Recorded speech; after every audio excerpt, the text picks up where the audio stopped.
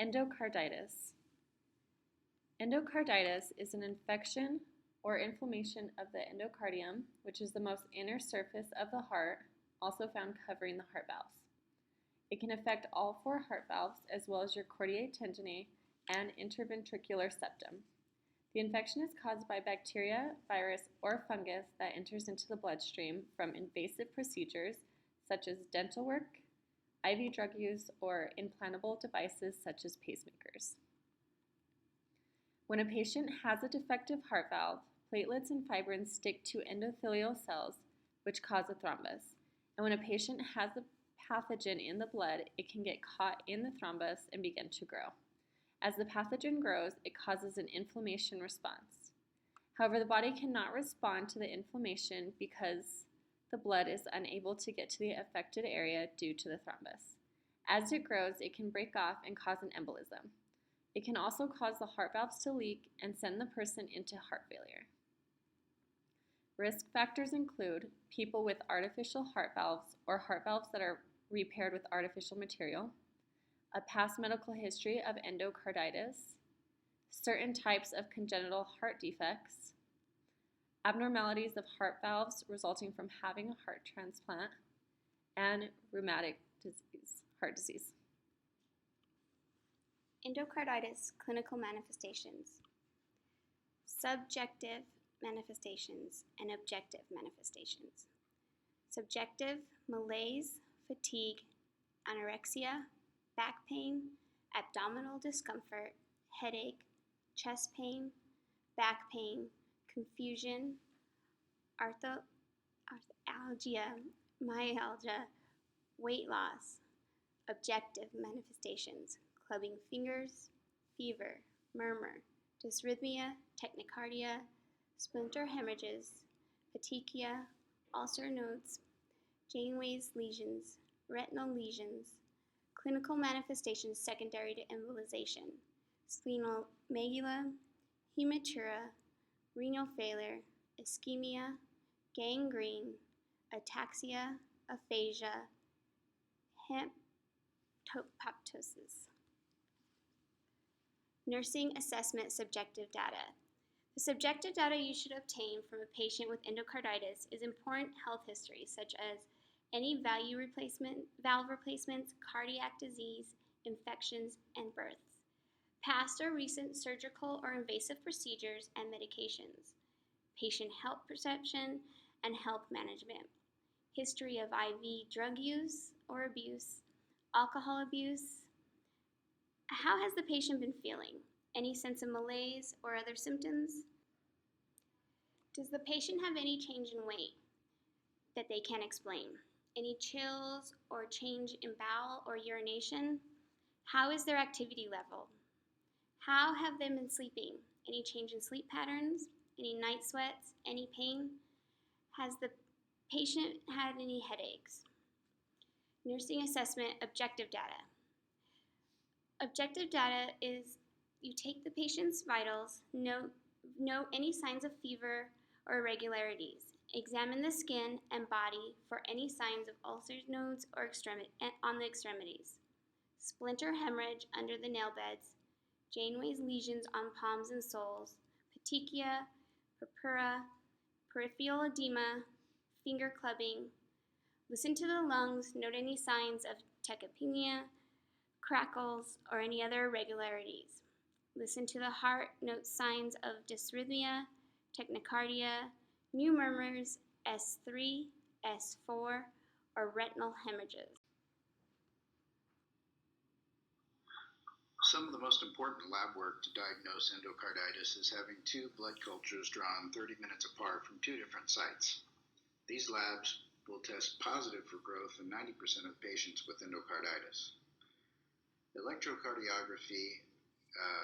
The infection will often cause changes in the conduction of electrical impulses that can be detected by an ECG or electrocardiography.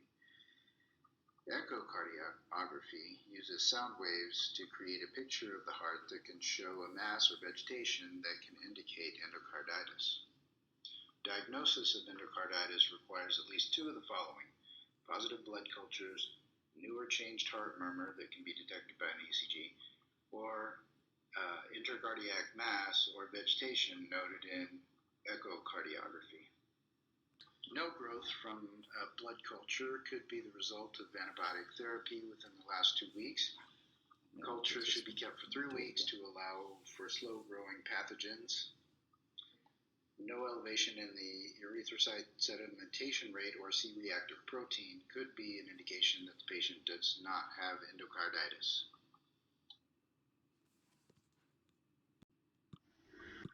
The cultures used. Starting treatment for patients with infective endocarditis is important in controlling the infection. This can be done by gathering samples from the patient and sending it off to some type of lab source to have the culture evaluated and identify the present organism that is causing this infection. The outcome of this can result in long-term treatment, but it is necessary to kill the bacteria and help eliminate the vegetations that are growing on the heart. So complete elimination of the organism can generally take weeks, and treatment can be successful. And one thing to look out for is that relapses can occur in the future. Patients who are admitted with infective endocarditis are usually started with IV antibiotic therapy to help quickly eliminate bacteria. Fungal infective endocarditis and prosthetic valve endocarditis usually require early valve replacement and prolonged antibiotics. Valve replacement has shown to be helpful in managing infective endocarditis. And like any infection, an early sign can be a fever, which in this case is treated with aspirin, acetaminophen, ibuprofen, fluids, and rest. Generally not indicated, but patients who are experiencing elevated temperature and heart failure are usually put on bed rest. Heart failure and infective endocarditis can occur together, and the outcome of this situation is poor and can be life-threatening. So depending on the patient's condition, they may require more or less of treatment. Nursing diagnosis. Decreased cardiac output related to alteration of the heart rate as evidenced by tachycardia. Activity intolerance related to decreased cardiac output as evidenced by dyspnea and exertion. Acute pain related to inflammation of the lining of the heart as evidenced by chest pain. Hyperthermia related to infection as evidenced by temperature elevation. Imbalanced nutrition, less than body requirements related to hypermetabolic state associated with fever as evidenced by weight loss. Ineffective breathing pattern related to pulmonary edema as evidenced by tachypnea. Possible complications of endocarditis include stroke, infections in the other parts of the body, heart failure, myocardial infarction, and pericarditis. As for strokes, clumps of bacteria and cell fragments form in the heart at the site of infection. These clumps may break off and travel to the brain, lungs, abdominal organs, kidneys, and extremities. This can cause stroke and also damage to other organs and tissues. Signs and symptoms of organ damage are variable depending on which organ is affected. For stroke, the easy way to recognize signs of stroke is fast, face drooping, arm weakness, speech difficulty, time to call 911. Infections in the other parts of the body. Endocarditis can cause the development of abscesses or pockets of pus in other parts of the body, including brain, kidney, spleen, and liver. Abscesses may even develop in heart muscle, causing dysrhythmia. Signs and symptoms would include chills, fever, pain, and tenderness in the affected area, swelling, and if lab work is done, a higher than normal white blood cell count. Heart failure, myocardial infarction, and pericarditis can be caused if the endocarditis is left untreated. Damage is caused to the heart's valves, damaging the pericardium. This in turn forces the heart to work harder to pump, causing heart failure eventually. If the infection progresses untreated, it is usually fatal. Signs and symptoms of a myocardial infarction include pain and pressure in the arm, jaw, chest, abdomen, shoulder blades, nausea and indigestion, shortness of breath, and fatigue. For heart failure, symptoms would include shortness of breath, fatigue, edema in the legs, ankles, or feet, rapid or irregular heartbeat, sudden weight gain or fluid retention, coughing, wheezing with white or pink blood-tinged phlegm.